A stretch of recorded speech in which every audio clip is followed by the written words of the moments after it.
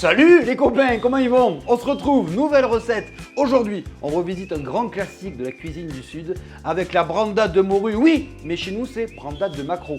Avec un petit chapelure de noisette par-dessus. Allez, c'est parti, la liste des ingrédients. Que des ingrédients beaux et simples. Ici, un peu de pommes de terre, on a de la chapelure, on a un peu de lait, on a ici du fumet de poisson, on a du sel, du piment d'Espelette, on a du vin blanc, on a du thym, on a du romarin, on a de la ciboulette, on a de l'oignon rouge, on a un peu de bouillon de légumes, on a des citrons, il y a plein de choses cachées. Oignon rouge, de l'ail, ici un tout petit peu de noisettes et évidemment des maquereaux.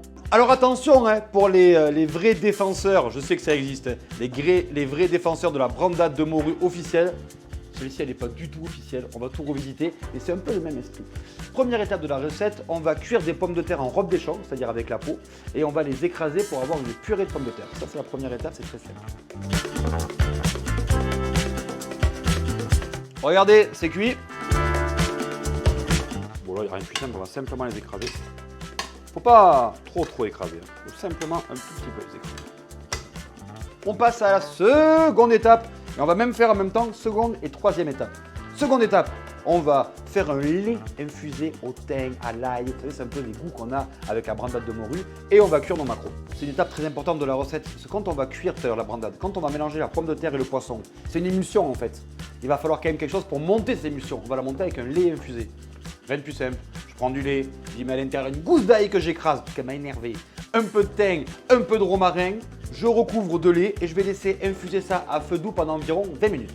Pendant ce temps-là, je pense à la cuisson de mes poissons. Le maquereau, vous allez voir le poissonnier, vous dites « S'il vous plaît, mon copain poissonnier, préparez-moi les maquereaux. » Il va vous lever les filets, enlever l'arête centrale. Dans une poêle, je mets un peu de vin blanc, je fais évaporer l'alcool, donc je cuis un peu, je le fais bouillir quoi. Je mouille avec du fumet de poisson, je vous dis pas, déjà tout prêt. Je mets mes filets de maquereau à l'intérieur. Et là, on va cuire au moins 5-6 minutes comme ça, à petite ébullition, pour avoir un poisson bien cuit. Une fois qu'il est cuit, on enlève la peau et on va le hacher de manière rapide, quoi, pas trop haché, quoi. Grossièrement, cherchez le mot. Et maintenant, avant-dernière étape, avant de faire la chapelure, on va préparer la brandade. C'est l'émulsion de notre pomme de terre avec notre poisson, avec du lait infusé. On prend une poêle ou une casserole. On va mettre de l'huile d'olive. On est généreux, hein. On va faire accrocher et cuire un peu cette pomme de terre. Et ensuite, maintenant, c'est une émulsion entre la pomme de terre, le poisson et le lait infusé. Et on fait que mélanger. Et ensuite, on va mettre un peu d'aromate pour donner du goût. On met un peu de ciboulette. Hop, ciselé. On met de l'ail par contre, haché pour avoir le vrai goût d'ail. On termine avec un zeste et un jus de citron.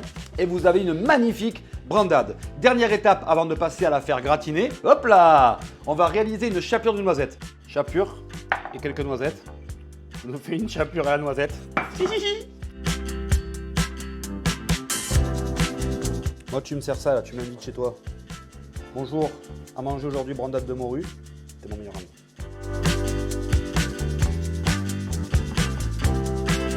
Et pour bien faire colorer la chapelure, je termine avec pas mal d'olive.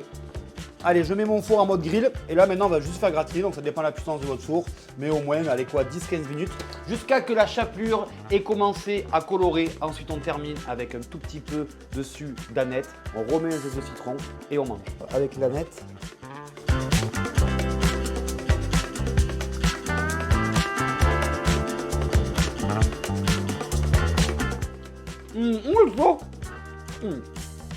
C'est chaud, mais c'est très bon.